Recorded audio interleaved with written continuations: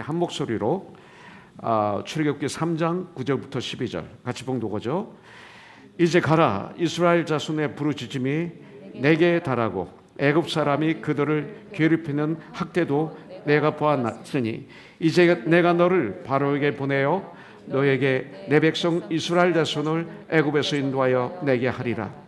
모세가 하나님께 아뢰되 내가 누구이기에 바로에게 가며 이스라엘 자손을 애굽에서 인도하여 내리이까. 하나님이 이르시되 내가 반드시 너와 함께 있으리라. 네가 그 백성을 애굽에게 인도하여 낸 후에 너희가 이 산에서 하나님을 섬기리니 이것이 내가 너를 보낸 증거니라. 아멘.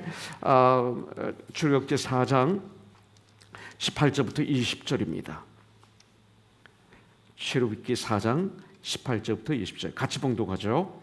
모세가 그의 장인 이드로에게로 돌아가서 그에게 이르되 내가 애굽에 있는 내 형제들에게로 돌아가서 그들이 아직 살아있는지 알아보려 하오니 나로 가게 하소서. 이드로가 모세에게 평안히 가라 하니라. 여호와께서 미디안에서 모세에게 이르시되 애굽으로 돌아가라. 내 목숨을 누리던 자가 다 죽었느니라. 모세가 그의 아내와 아들들을 나귀에 태우고 애굽으로 돌아가는데 모세가 하나님의 지팡이를 손에 잡았더라. 아멘. 자리에 앉아주시기 바라겠습니다.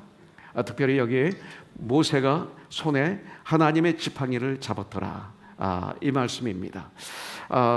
특별히 이 출애굽기를 우리가 시작하면서 큐티를 시브라와 부아에 대해서 지난주에 우리가 공부를 했습니다. 요한 마태복음을 우리가 큐티에 있는데 그 마지막에 나오는 여인들의 모습을 통해서 참 도전을 받았습니다. 그런데 출애굽기가 시작되면서 여인들로부터 시작이 되는 걸 볼 수가 있어요. 시브라와 부아. 그런데 출애굽기 전체 내용에서 하나님께서 귀하게 쓰시는 하나님의 종, 이 모세에 대해서 우리가 한번 묵상하고 그러고 이제 본격적으로 출애굽기를 우리가 말씀을 받는 그런 시간을 우리가 갖기를 원합니다. 이스라엘 그 야곱의 12아들이 있죠. 그런데 11번째 아들 요셉이 형들의 질투로 애굽의 노예로 끌려가게 됩니다. 팔려가게 됩니다. 그러나 그때 팔려갈 때 나이가 17살입니다. 그러니까 이 소년이죠. 고등학생 정도 되는. 그러나 하나님의 섭리로 17살의 노예로 팔려가서 30살에 애굽의 2인자가 됩니다. 대단한 거죠. 그래서 오늘 출애굽기를 보면 이 요셉은 인류 최초로 가족을 이민 초청한 1호가 됩니다. 그래서 이민 초청을 한 거예요. 여기서 보니까 사도행전 7장 14절에 보면 요셉이 사람을 보내어 그의 아버지 야곱과 온 친족 75사람을 청하였더니 이렇게 이민 초청한 거예요. 그러면서 출애굽기 12장 40절에 보니까 초청해서 애굽에 와서 살게 되었는데 이스라엘 자손이 애굽에 거주한 지 430년이라. 또 그동안 430년 동안 어떤 일이 일어났는지 12장 37절에서 저희들에게 가르쳐주고 있습니다. 이스라엘 자손이 람셋을 떠나서 숫곳에 이르니 유아 외에 보행하는 장정이 60만 가량이요. 이렇게 말씀하고 있습니다. 마치 오병이어의 기적을 일으키실 때 장정만 5천 명이요 이렇게 하신 말씀 그대로 이 장정이 60만 명이요 이렇게 말하고 있어요. 그래서 성경을 들여다보면 약 200만 명, 430년 동안에 75명이 200만 명으로 이렇게 늘어난 것을 볼 수가 있습니다. 여기서부터 바로 출애굽기가 시작이 되는 것을 볼 수가 있어요. 그래서 1장 출애굽기 1장에서 이야기는 1장 8절에 보면 요셉을 알지 못하는 새 왕이 일어나 애굽을 다스리더니 이렇게 말씀하고 있어요. 그동안은 요셉을 아는 왕들이 통치했지만 이제 요셉을 알지 못하는 새 왕이 즉위한 거예요. 그러면서 특별 명령이 떨어집니다. 1장 9절부터 12절에 보면 그가 그 백성에게 이르되 이 백성 이스라엘 자손이 우리보다 많고 강하도다. 이렇게 말합니다. 우리보다 많고 강하도다. 자, 우리가 그들에게 대하여 지혜롭게 하자. 두렵건대 아주 지혜. 여기서 지혜롭게 하자. 그러면 이건 뭐예요? 바로의 지혜. 이렇게 볼 수가 있어요. 자, 바로의 지혜. 이거 좀 마음에 담고 계시기 바라겠습니다. 지혜롭게 하자. 두렵건대 그들이 두려워합니다. 이스라엘 백성들을. 더 많게 되면 전쟁이 일어날 때 우리 대적과 합하여, 우리 원수와 합하여 우리와 싸우고 이 땅에서 나갈까 하노라 하고, 감독들을 그들 위에 세우고 그들에게 무거운 짐을 지어 괴롭게 하여 그들에게 바로를 위하여 국고성 비돔과 람셋을 건축하게 하니라. 그러나 학대를 받을수록 더욱 번성하여 퍼져나가니 애굽 사람이 이스라엘 자손으로 말미암아 근심하여, 이렇게 말씀하고 있습니다. 이스라엘 자손으로 말미암아 근심하며. 자, 번성했습니다. 이것을 보고 1장 22절에 보면 그러므로 바로가 그의 모든 백성에게 명령하여 이르되 아들이 태어나거든. 이제는 시프라와 부하가 아닙니다. 모든 백성에게 명령하는 것입니다. 아들이 태어나거든 너희는 그를 나일강에 던지고 딸이거든 살려두라. 이렇게 명령이 떨어집니다. 그래서 이 말씀을 통해서 보면 이스라엘 백성들을 전부 벽돌을 굽는 노예로 삼아라. 이 노예로 전락하게 됩니다. 그 다음에 히브리 백성 가운데 딸을 낳으면 살리고 아들을 낳으면 나일강에 던지라. 이 명령입니다. 자, 이스라엘 민족의 강함을 보고 이 바로 왕은 전 세계를 다스리는 이 권력을 가진 이 바로 왕이 이렇게 두려워하는 것입니다. 이 바로 왕이 두려워하면서 이 두려움을 해결하는 방법이 바로 이런 방법이었어요. 남자아이는 죽이고 여자아이는 살려두라. 이겁니다. 자, 그렇다면 세상은 두려움을 어떻게 해결하는가? 이것을 오늘 말씀을 통해서 보여주는 거예요. 세상은, 하나님이 없는 사람들은 두려움을 죽이는 것으로, 파괴하는 것으로, 짓누르는 것으로 복수하고 있구나. 한마디로 얘기해서 이렇게 받아들일 수밖에 없는 거죠. 이것이 큐티입니다. 자, 그렇다면 나는 나에게 이게 들어오는 환경을 통해서 여러 가지로 들어오는 이 두려움을 어떻게 해결하고 있는가? 이것이죠. 이것을 우리가 해결해야죠. 그리고 여기에서 우리는 승리해야죠.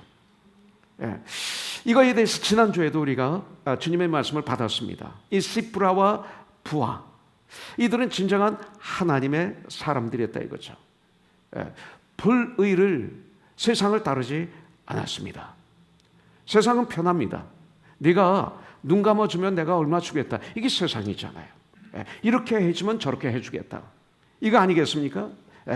그래서 어떤 면으로 세상을 따른다는 것은 결국 이 불의를 따른다는 것은 어떻게 보면 세상을 쉽게 살아가는 지름길이라고 볼 수가 있어요. 너무 쉬워요. 이렇게만 하면 우리들이 깨어있지 않으면 교회를 나와도 아무리 교회에서 열심히 일해도 나와 내 가정만 안전하다면, 나와 내 가정만 안전하다면, 나와 내 가정이 부귀 영화를 누릴 수만 있다면 다른 가정은 어떻게 되든, 다른 사람들은 어떻게 되든, 죽어도 살아도 나는 상관이 없는 것처럼 살고 있지는 않은지. 물론 나의 생각은 그렇지 않다고 얘기하지만 나의 본심은 그런 삶을, 나의 손, 나의 발, 나의 삶은 이런 삶을 살고 있지 않은지, 이것을 들여다봐야 돼요. 요한복음 15장 13절부터 14절에 보면 주님은 이렇게 말씀하세요. 사람이 친구를 위하여 자기 목숨을 버리면 이건 희생이죠. 이보다 더 큰 사랑이 없나니. 그러시면서 너희는 내가 명하는 대로 행하면 곧 나의 친구라. 이렇게 주님은 말씀하고 계세요.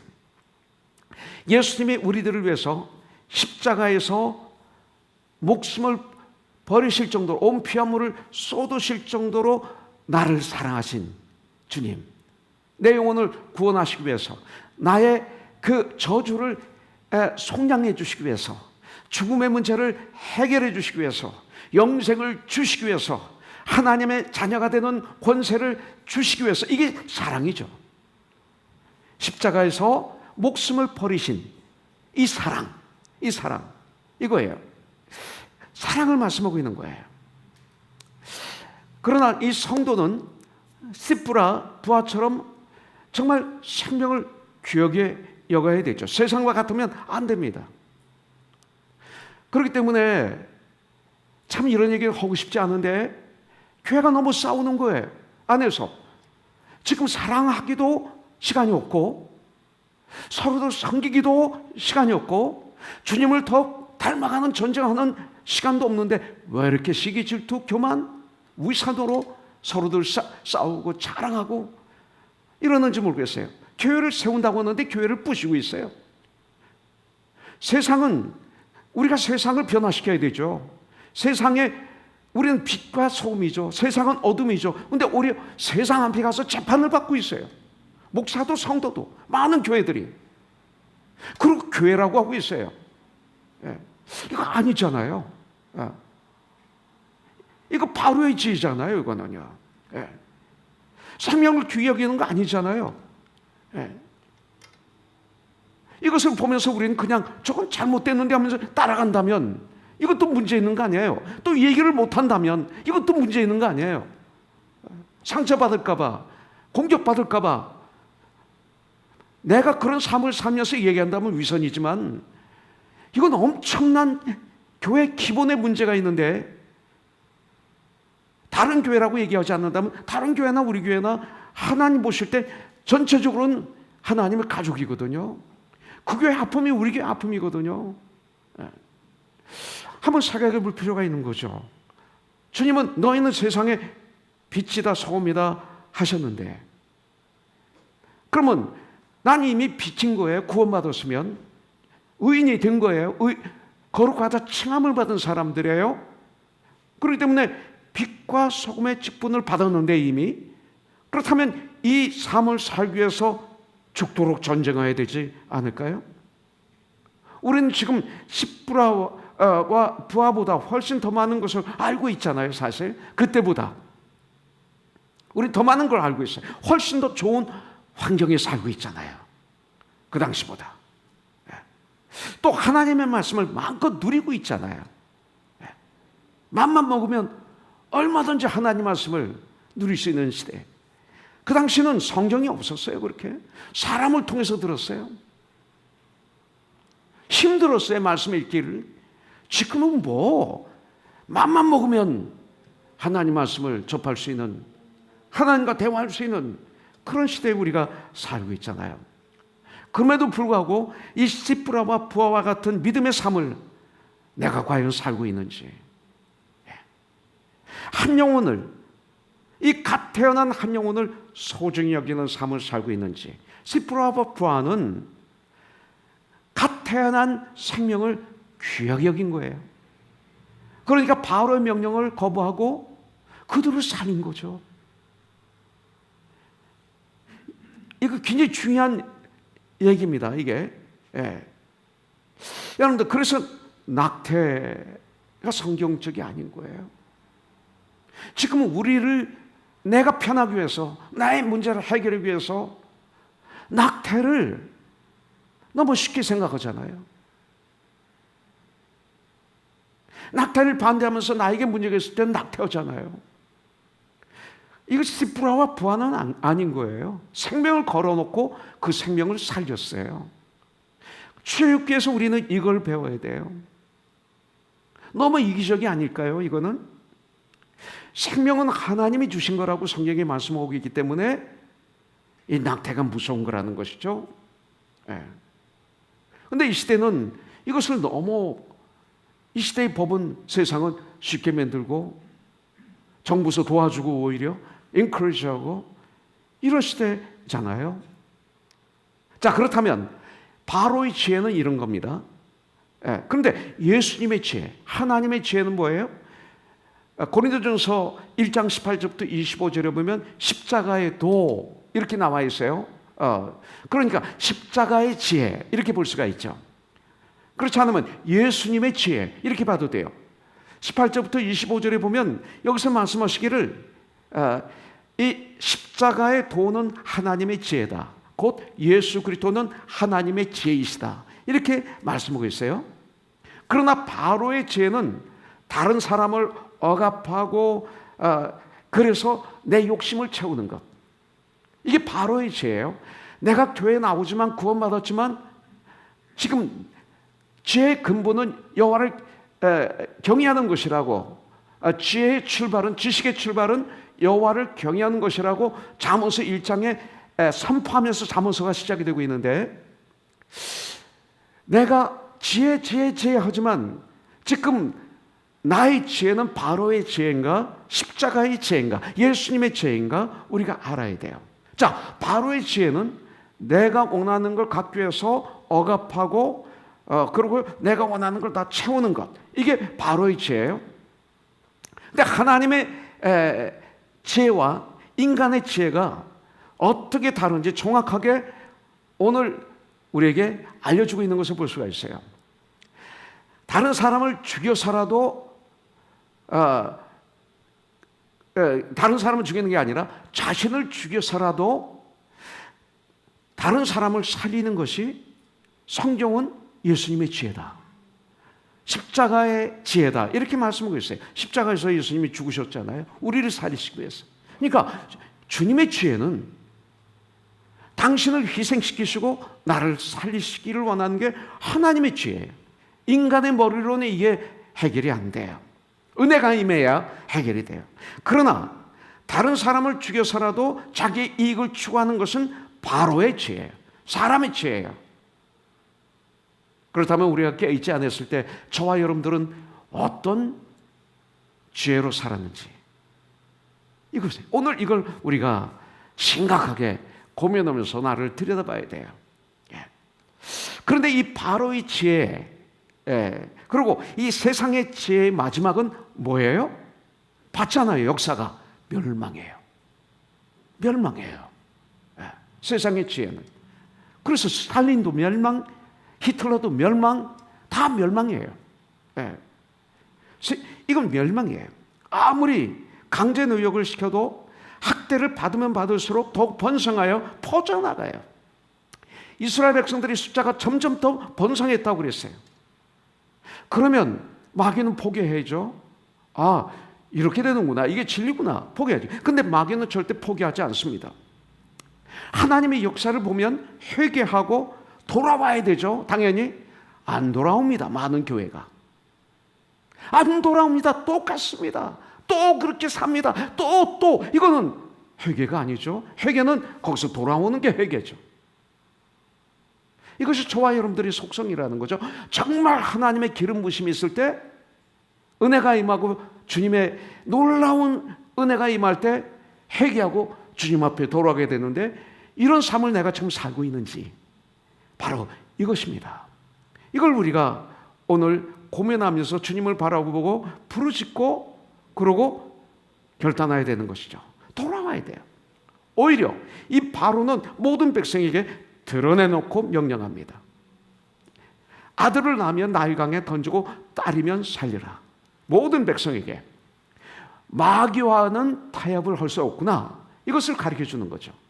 마귀와는 타협할 수가 없다. 그래서 성경은 마귀는 뭐라고 그러셨어요? 역집사님, 마귀는 대적하라. 이렇게 성경은 우리에게 알려주고 있는 것입니다. 마귀는 대적해야 되는 거예요. 바로 이때 가장 캄캄할 때 모세가 태어나는 거예요. 인생이 가장 캄캄할 때 예수님이 이 땅에 오신 것처럼, 이때 모세가 태어나요. 근데 이 모세의 부모는 둘 다 레위 사람입니다. 그래서 아버지는 아므람이고 어머니는 요게벳입니다. 요게벳이 아들을 볼 때 천하보다 귀한 자신의 아들이에요. 너무나 잘생겼어요. 아기 모세의 생명을 구하기 위해서 그 죽음을 무릅쓰고 3개월을 숨겨두었는데 이제는 숨길 수가 없어요. 더 이상. 그래서 할 수 없이 갈대상자를 가져다가 역청을 바르고 그리고 남은 진을 칠하고 아기 모세를 담아서 누나 미리암을 시켜서 나일강가 그 갈대사이에 두고, 이 미리암은, 이 누나는 하나님께서 어떻게 역사하시는가 기도하면서 바라보고 있습니다. 그것이 저와 여러분들이 할 수 있는 유일한 길이에요. 어떤 어려움이 왔을 때 우리가 최선을 다해서 일해야 돼요. 그리고 이제는 더 이상 감출 수 없으니까 우리가 최선을 다해서 갈대상자를 가져다가, 이 갈대상자는 이미 아빠 엄마에게 있는 거예요. 하나님은 없는 거 사용하시지 않아요. 있는 걸 갖다가 역청을 바르고 남은 진을 발라서 거기다가 내가 사랑하는 모세를 집어넣는 거 외에는 우리가 할 수가 없어요. 그 다음에 두 번째 할 수 있는 게, 그 딸 미리암에게 이 갈대상자를 지어서 보내서 나이가 갈대밭 사이에 싹 넣고, 그 다음에는 내가 할 일을 다 하고 이제는 주님을 바라보면서 주님의 은혜를 구하는 것밖에 없는 거예요. 그래서 미리암이 주님께 간절히 기도하면서 정말 주 안에서 능치 못함이 없느니라, 이것은 태초부터 흐르고 있잖아요. 이걸 아는 거예요. 믿음은 기적을 이룬다 아는 거죠. 그러고 이제 숨어서 하나님께서 역사하시기를 기도하면서 와치하고 있는 거예요. 이것이 저와 여러분들이 해야 될 최선의 방법이에요. 내가 하려고 그러면 큰일 나요. 여기 하나님의 섭리가 있어요. 바로 그때 왜 하나님은 바로의 딸을, 애굽의 그 귀한 공주가 목욕을 하기 위해서 나일강에 오게 하십니까? 이게 하나님의 역사예요. 그래서 2장 6절에 보니까 이 갈대상자가 있으니까 열고 그 아기를 보니 아기가 오는지라 그가 그를 불쌍히 여겨 이르되 이는 히브리 사람의 아기로다, 이렇게 말합니다. 뚜껑을 열고 볼 때 아기가 울었습니다. 그를 불쌍히 여겨 그랬어요. 그 우는 소리를 들으면서 그 얼굴을 보면서 이 공주의 마음이 불쌍한 마음을 준 거, 이게 은혜죠. 하나님이 역사하실 때 이렇게 막 역사하십니다. 지난 한 주 동안 우리는 바로에 대해서 얘기를 하고 느부갓네살 왕에 대해서 얘기를 하고 하나님이 그들을 사용하셔서 하나님 뜻을 이루시는 장면에 대해서 우리가 대화를 했습니다. 하나님이 역사하시는 거예요. 이게 하나님의 섭리예요. 이렇게 하나님을 바라보면서 이 단계를 거치면 기적은 하나님이 일으키신다, 이거예요. 불쌍해, 섭리예요. 바로 그 시간 아기는 울고, 바로 그 시간 공주는 그 아기를 불쌍히 여기는 것, 이거 하나님의 섭리예요. 하나님의 오묘하신 역사예요. 이런 놀라운 체험 여러분들 안 해보셨어요? 깨어있지 않으면 이런 체험을 주셔도 모를 때가 있어요. 저는 이런 체험을 너무 많이 했어요. 지나고 나서 보니까 하나님의 섭리였고 인도하심이었고 우연이 아니었고, 그러면서 너는 내 아들이다, 내가 너를 택했다라는 정확한 주님의 음성을 마음으로 듣는 이런 체험을 저는 한두 번 한 게 아니에요. 그런데도 목이 곧아서 때때로 제가 또 주님을 떠나고 그런 때가 많이 있었죠.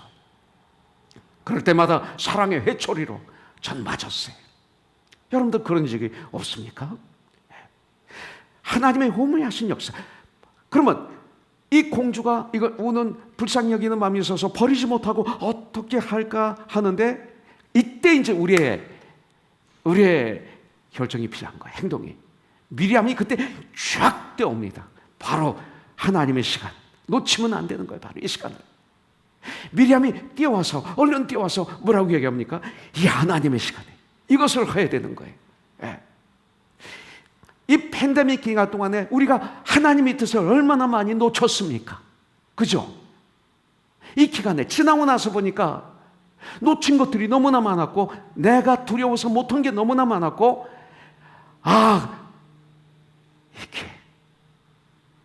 이거예요. 자, 그의 누이가 7절부터 8절에 보면 2장, 바로의 딸에게 이르되 내가 가서 당신을 위하여 히브리 여인 중에서 유모를 불러다가 이 아기에게 젖을 먹이게 하리까? 공주가 불쌍히 여기는데, 안타까워하는데, 그 시간이 지나면 참게 안타까웠다, 불쌍했네 하고 끝나는 거예요. 근데 정말 하나님의 시간을 놓치지 않고 그때 뛰어가서 이렇게 얘기를 하는 거예요. 다른 생각이 들어올 수 있는 시간을 주지 않는 거예요. 저와 여러분들이 깨어있으면 이게 가능한 거예요. 우리 인생에. 저는 과거를 돌이켜볼 때 깨어있지 못할 때, 제 욕심으로 가득 찼을 때, 내가 왜 그때 그걸 못했지, 이런 후회가 너무나 많을 때가 있어요. 어떤 날은 제가 그 호르몬 치료 받아서 이게 할 때는 정말 힘들었어요. 한 가지 생각이 빠지면 밤새도록 잠을 못 자는 거야. 그래서 그냥 그다음부터는 그 시간에 기도하고 성경을 읽고 꼬집고 그랬어요. 그러니까 가끔 우리 이민호 권사님 저보고 제 아내하고도 목사님 또 삐졌다 이렇게 그러는데, 내가 왜 삐져요? 목사에게 삐졌다고는 권사님이 어딨어요 도대체?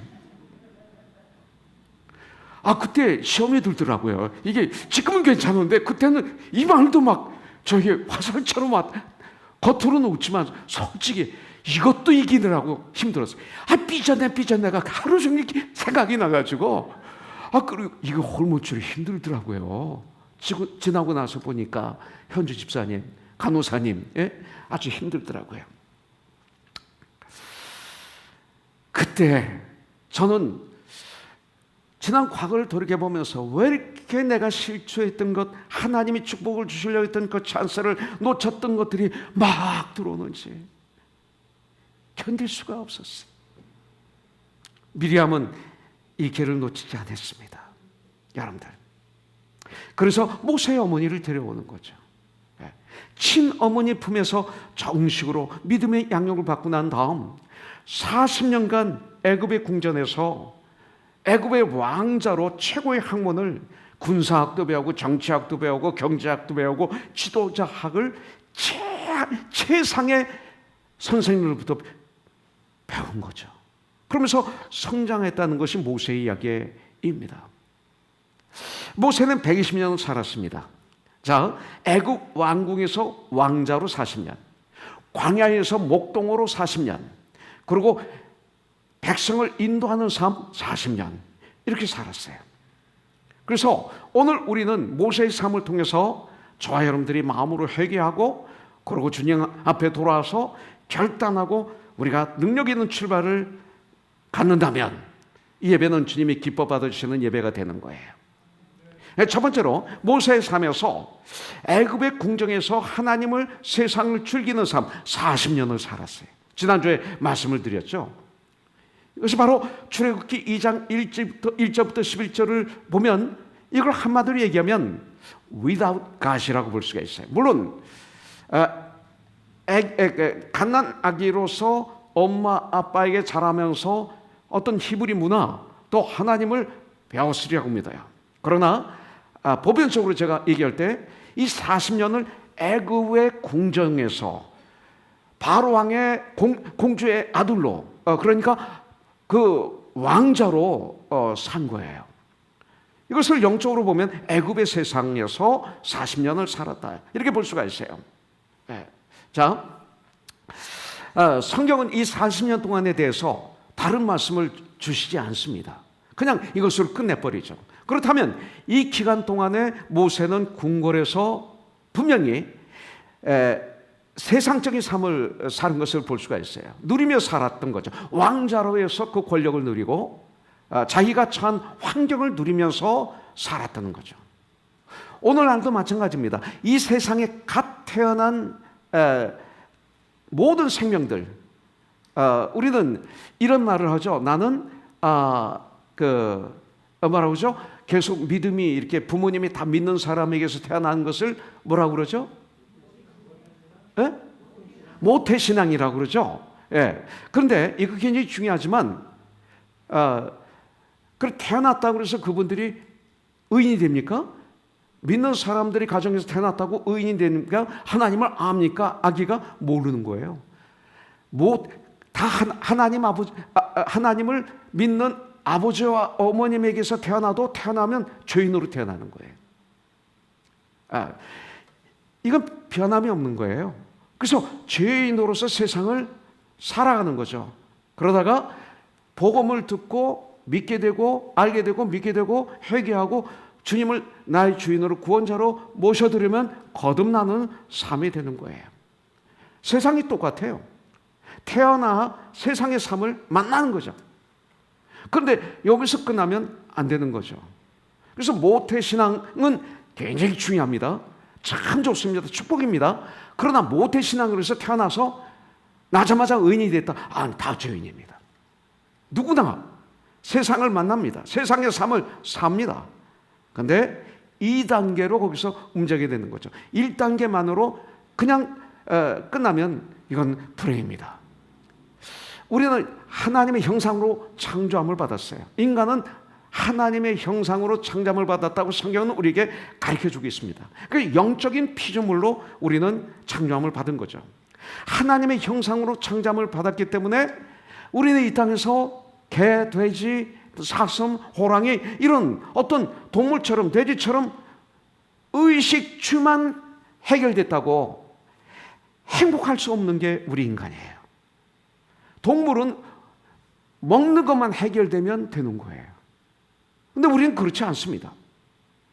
그렇기 때문에 우리는 하나님의 형상으로 창조됐기 때문에 첫 단계에서 걸어 나와서 길이요 진리요 생명이신 우리 주 예수 그리스도와 참된 관계를 맺음으로 거듭난 삶, born again 두 번째 단계로 거듭나야 하리라 두 번째 단계로 옮겨야 하는 것입니다.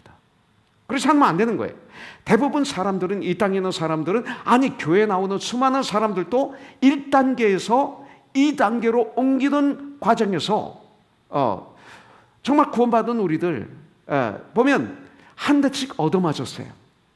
엄청난 환난, 고난, 아픔을 통해서 생각지도 않았던 교통사고를 통해서 슈퍼주니어들이 예수를 많이 믿는다고 이렇게 제 아내가 저런 아빠 슈퍼주니어가 참 크리스찬들이 많네 그래요.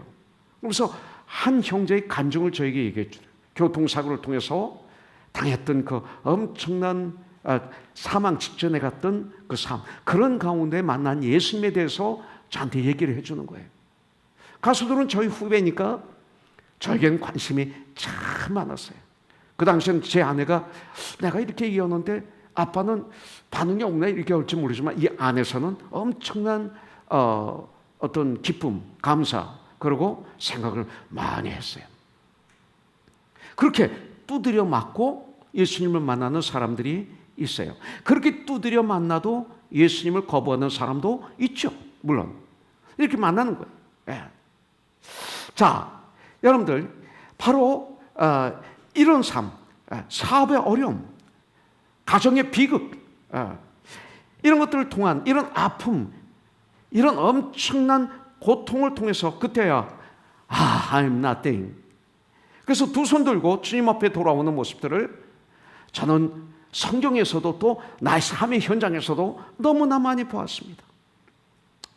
모세 보세요. 40살이 되어서 이제 내 동족을 내 힘으로. 자, 왜 애굽 백성을 죽였습니까? 내 힘으로요. 나는 왕자예요. 그동안 배운 거예요.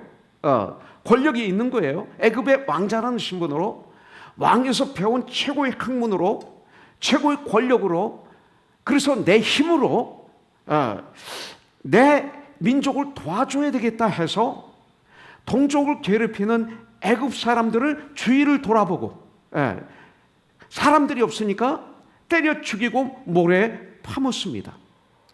여긴 두려움이 가득하죠. 주위를 돌아봤다 그랬어요.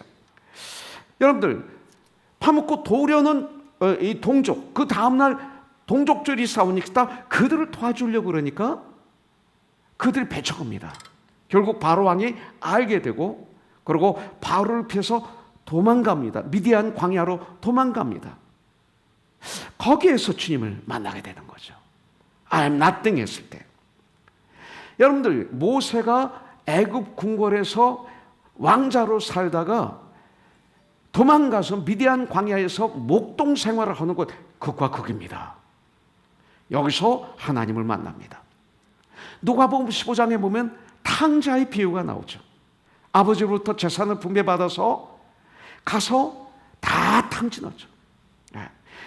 죽음 직전까지 갑니다. 먹을 것이 없어서 돼지가 먹는 쥐염 열매를 먹습니다.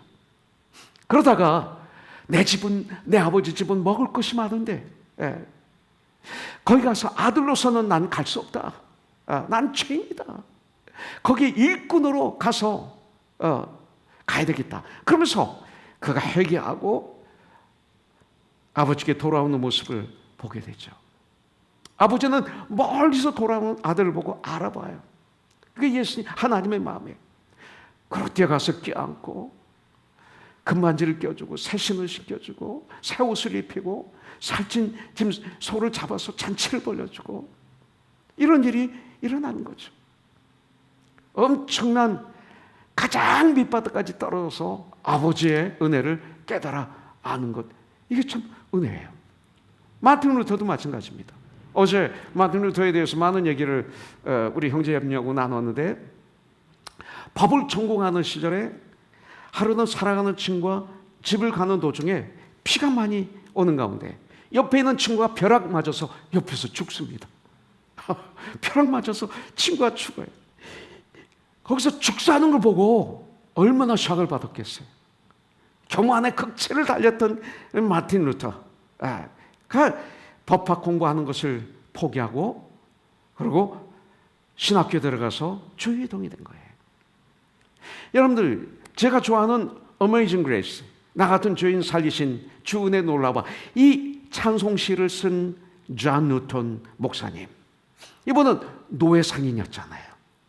여러분들, 노예 상인으로 죄라는 죄는 다 지면서 살던 그가 어느 날 하나님의 은혜로 내가 엄청난 죄인인 걸 깨닫게 되고, 그리고 내가 모든 걸 가지려고 별짓을 다해서 가졌는데 결과는 너무나 고독, 외로움으로 가득 차 있는 거예요. 이걸 해결할 수가 없는 거예요. 가졌는데 가지면 가질수록 더 외롭고 고독하고 그 절망 속에 내가 빠지는 것을 보면서 거기서 절규를 했다고 그래요. 아무도 나를 구원해 줄 사람이 없는 거예요. 마치 로마서 7장의 사도 바울이 부르시는 것처럼 누가 이 사망의 음침한 골짜기에서 나를 구원해 줄 수 있으리요. 그런데 주 예수께 감사하리로다. 예수님뿐이다 이거죠. 그와 마찬가지로 하나님의 은혜로 오직 아무도 도와줄 수 없는데 우리 주 예수 그리스도만이 나를 구원해 주실 수 있다는 것을 깨닫고 자살하기 직전에 아는 축복을 받은 거예요. 그래서 예수님 앞에 돌아와서 철저한 회개를 하고 주님을 나의 주인으로 구원자로 모셔드리고 살다가 더 하나님께 바치고 싶어서 한 결단이 뭐냐면 목사가 되는 거였어요. 그래서 존 뉴턴 목사가 된 것입니다. 요새 같으면 안 되죠. 미투 운동은 안 되죠. 미투 운동은 죽이는 거예요. 회개는 주님의 방법은 회개라는 걸 통해서 새롭게 해주세요. 이게 성경에서 나오는 회개예요. 여러분들, 이런 축복을 누리신 거예요. 그 다음 그분이 자기의 신앙을 고백한 게 나 같은 죄인 살리신 주 은혜 놀라와. 이걸 천국에 가서 해처럼 밝게 살리라.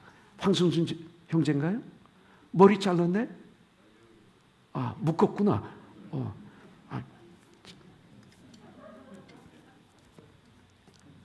주님은 이 시간도 부르시는 거예요. 승순아, 우리에게 부르고 계시는 거예요. 마태복음 11장 28절부터 30절, 너무나 귀하죠. 수고하고 무거운 짐진 자들아, 나에게로 오라. 내가 너희를 쉬게 하리라. 주님의 말씀, 누가 이렇게 말씀해요? 내가 여러분들을 쉬게 해요? 못하잖아요. 약한은 도와줄 수 있지만 어떻게 여러분들을 쉬게 합니까? 주님은 내가 너를 쉬게 하리라. 나는 마음이 온유하고 겸손하니 나의 멍에를 메고 내게 배우라. 그리하면 너의 마음에 쉼을 얻으리라. 이는 내 멍에는 쉽고 내 짐은 가벼우니라. 주님은 오늘 이 시간도 Come unto me, Come to me. 이것처럼 아름답고 사랑스러운 음성이 있을까요? 이 사랑의 음성을 듣고 이 시간 무거운 짐을 그냥 가지고 주님 앞에 오셔서 내려놓으세요. 이것이 두 번째 단계입니다. 여러분들, 이 축복이 우리에게 있어야 돼요. 그래서 이 두 번째 단계가 뭐예요? 주님과 함께하는 삶이에요. 구원받으면, 예수님을 영접하면 이제는 within God이 되어야 돼요. 여러분들, 주님을 영접했는데, 거듭났는데, 천국의 소망이 있는데, 그래서 교회에서 우리 지체가 되어서 우리 주님을 섬기고 있는데 정말 주님과 함께하는 삶을 살고 있습니까? 이게 축복인데, 이런 축복이 없는데, 내가 사랑하는 사람과 함께 있으면 얼마나 좋아요. 그런데 하늘과 땅의 권세를 가지신 주님께서 내가 너와 세상 끝날 때까지 함께 있으리라. 문제는 나였어요. 내가 자꾸 주님의 손에서 손을 놔요. 내가 자꾸 주님을 떠나는 거예요.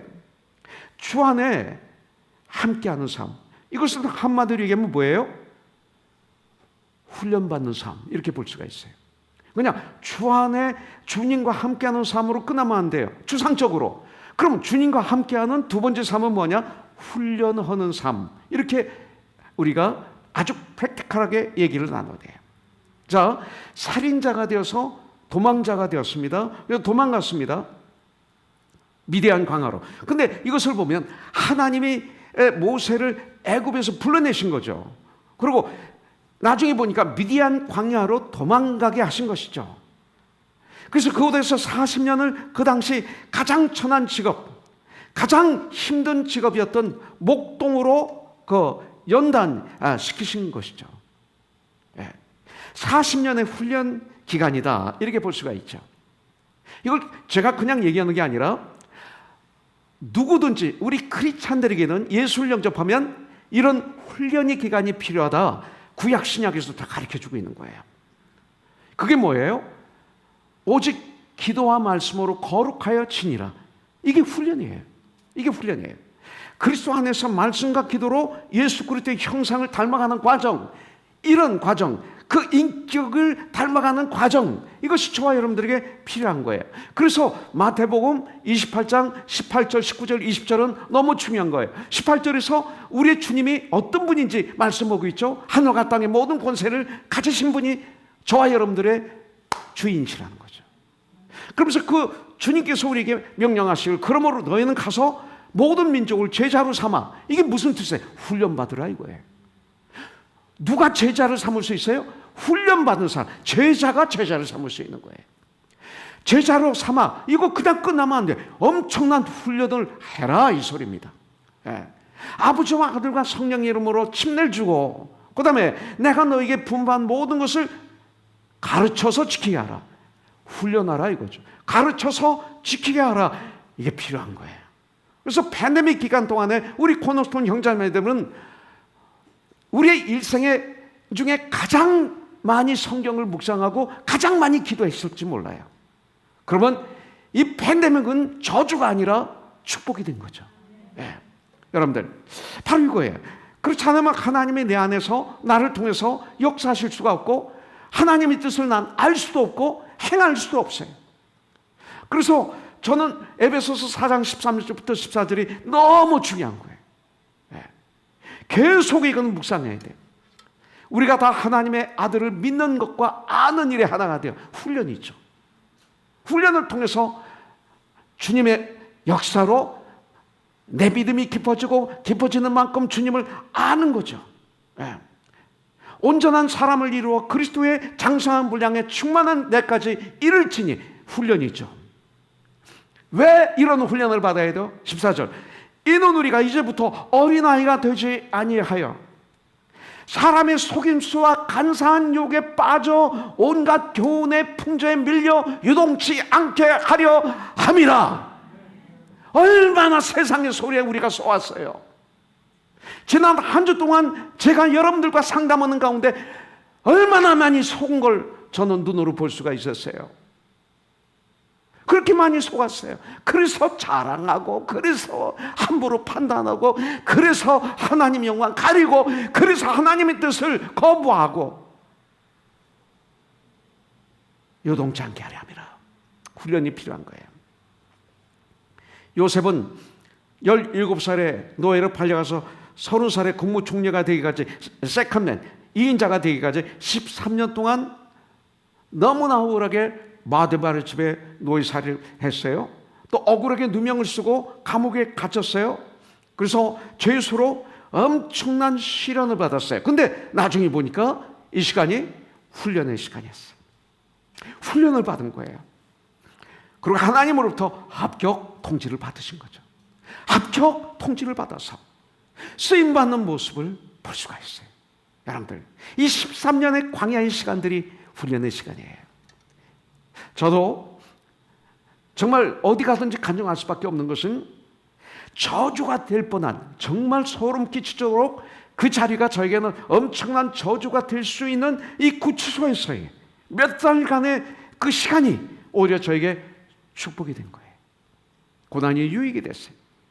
거기서 저는 가장 낮아졌을 때 주님을 보았고 음성을 들었고 주님의 그 사랑을 체험했어요. 십자가의 사랑이 뭔지를, 하나님의 사랑이 뭔지, 아니 사랑이 뭔지 알게 됐어요. 저 사랑이 뭔지 몰랐어요. 사랑에 대한 노래를 많이 불렀어요. 사랑해 당신을 정말로 사랑해, 사랑해 당신을, 이것도 제가 불렀던 거예요. 69년도에 제가 군에 가는 바람에 저를 도와주던 한민 씨가 은희와 같이 불러서 이게 히트가 된 건데, 사랑에 대해서 아무도 별로 얘기하지 않을 때 전 69년도에 70년도에 계속 어디 가든지 사랑해 사랑해 외쳤던 사람이에요. 교회도 나갔고 내 사랑을 몰랐어요.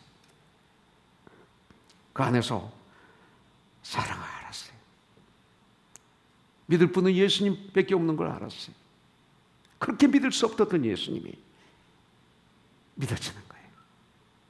세상 어느 누구도 나를 도와줄 수가 없었어요. 심지어는 우리 부모님까지도, 매일 면회 오시는 어머님까지도 면회 오시는 것뿐이지 나를 도와줄 수는 없어요. 오직 예수님만이 나를 도와줄 수가 있었어요. 그래서 예수님 믿고 그 안에서 거듭나서 세상에 나왔는데 4년 동안 활동 금지를 당했어요. 만 4년. 1975년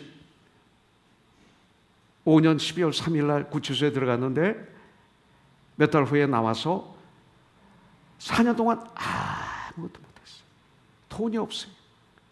저는 꿔달라는 말을 잘 못했어. 태교 형제. 가지고 지옥 같은, 어떤 데 캄캄해. 연예인 교회 가면 다들 부자야. 엄청난 부자들이에요. 그 틈에 내가 껴있어요. 유명한 연예인들이에요. 근데 나는 아무것도 못하는 거예요. 돈도 없어요. 호주머니에 10원이 없을 때가 많았어요. 주님을 영접했는데 나오니까 또 지옥이야. 엄청난 광야의 시간, 초라하고 막 내가 너무나 괴롭고 연약하고 대단한 전쟁을 이 안에서 했어요. 어떻게 해야 될지, 난 왜 이 모양일까, 이런 생각도 하고. 이것이 나중에 보니까 엄청난 광야의 훈련이었어요. 이것이 끝나고 하나님께서는 저에게 지저스 크라이스트 슈퍼스타라는 뮤지컬에서 예수 역을 주셨어요. 성전에 입성하신 날부터 나귀를 타고 성전에 입성해서 고난받으시고 잡히시고 서른한테 채찍이 맞고 십자가 달리고 돌아가시고 승천하는 장면까지 249회 공연을 하는 가운데 저를 변화시켜 주신 거죠. 주님 아니면 아무것도 할 수 없어요. 다른 것 재미가 없어요. 취미가 달라지고 저의 체질을 바꿔주신 거예요. 어떤 걸 해도 맛이 없고 재미가 없어요. 그런데 주님을 찬양하면 너무 행복하고 막 힘이 나고 은혜가 있고, 그래서 세상에 나가서 막 바라게 세상에서 살려고 하면 또 재미가 없고, 또 교회 와서 주님을 섬기면 너무 행복하고. 그런데 제가 지금 여기 있는 거예요. 주님이 저를 훈련시켜 주신 거예요. 그 시간이 불행의 시간이 아니었어요. 축복의 훈련의 시간이었어요. 저와 여러분들에게 그런 고난이 있을 때 불평, 원망, 좌절, 포기가 아니라 이 훈련을 해야 되는 거예요. 주님을 지키는 훈련. 피곤하면 교회 오지 않고, 그리고 일이 생기면 주의를 안 지키고, 이게 아니라 신령과 진정으로 예배를 드리는 훈련을 해야 돼요. 온전한 12일주의 훈련을 해야 돼요. 시간을 떼어서 성경을 읽어야 돼요. 시간을 떼어서 기도하는 훈련을 해야 돼요. 군인들이 며칠씩 훈련을 받습니다. 나라를 지키기 위해서. 여러분들, 우리 천국 백성들도, 천국의 무사들도 그런 훈련을 해야 돼요. 교회를 쉽게 옮기면 안 돼요. 이것은 훈련을 피하는 거예요. 연단을 피하는 거예요. 오늘 주님은 말씀하십니다. For God. 그래서 이제 저와 여러분들의 나머지 삶은 하나님을 위한 삶을 살라. 이것이 모세예요. 그래서 20절 말씀은 너무 중요해요. 모세가 그의 아내와 아들들을 나귀에 태우고 애굽으로 돌아가는데 모세가 하나님의 지팡이를 손에 잡아줘라. 이거예요. 지팡이를. 출애굽기 3장 1절부터 17절 하나님부터 부르심을 받았어요. 4장 18절부터 40장까지는 For God, 이 삶을 살아요. Without God, 하나님 없이, 하나님을 모르고 세상을 살던 삶, 살인이었어요. 시체를 모래에 파묻는 것뿐이었어요. 그리고 도망가는 삶이, 이게 세상의 삶이에요. 세상의 삶은 주의를 죽이고 숨기고 도망가고, 이게 세상이에요. Within God, 주 안에서 주님을 배우며 훈련받는 과정이에요. 이것이 미디안 광야예요. For God, 마지막 하나님을 위해서 사는 마지막 40년. 이것이 저와 여러분들에게 필요한 거예요. 근데 이 삶은 나는 아무것도 할 수 없습니다. 저는 입이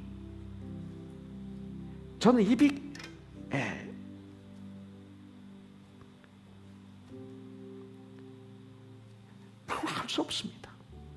전 입이 둔합니다. 이것은 변명이 아니고 책임 회피가 아닙니다.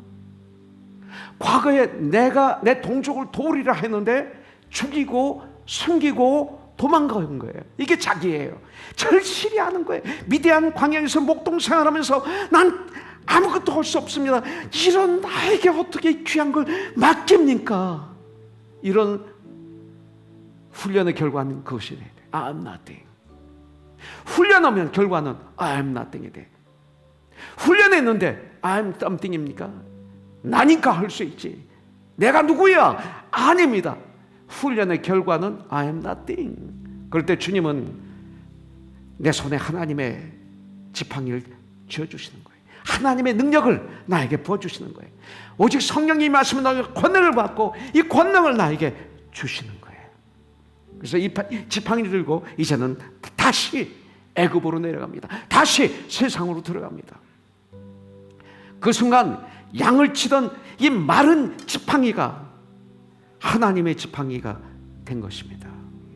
자기가 먹고 살기 위해서 사용되던 목자에게 없어서는 안 되는 무기였고 보호기구였고 생활의 도구인 이 지팡이가 변해서 하나님의 능력의 지팡이가 되는 것입니다. 하나님의 도구의 지팡이가 되는 것입니다. 사람들을 살리는 지팡이가 되는 거예요. 하나님을 대적하는 자들에게는 두려움의 지팡이가 되고 무서움의 지팡이로 바뀌는 거죠. 먹고 마시기만 위해서 사용되던 이 지팡이가 썩어질 육신의 지팡이가 아니라 이제는 하나님의 나라를 위해서 쓰임받는 귀한 지팡이가 된 것입니다. 지팡이가 변화된 건 아닙니다. 그 지팡이는 양떼를 치던 지팡이였습니다. 그런데 그것이 이제는 하나님의 지팡이가 된 것입니다. 이것이 모세의 마지막 삶이에요. 모세의 마지막 for God 이 40년. 여러분들 이스라엘 백성을 애굽에서 세상에서 젖과 꿀이 흐르는 가나안 땅으로 인도하는 이런 삶이었어요. 이 삶이 없었다면 출애굽기는 아무 소용이 없어요. 우리가 이제 나머지 40년의 삶을 for God이라는 삶을 살아야 돼요. 근데 문제는 뭐냐면 80세까지 기다리지 마세요. 내가 변화되고 내가 결단한 그 시간이 80세가 되는 거예요. 우리의 80세는 달라요. 각자 다.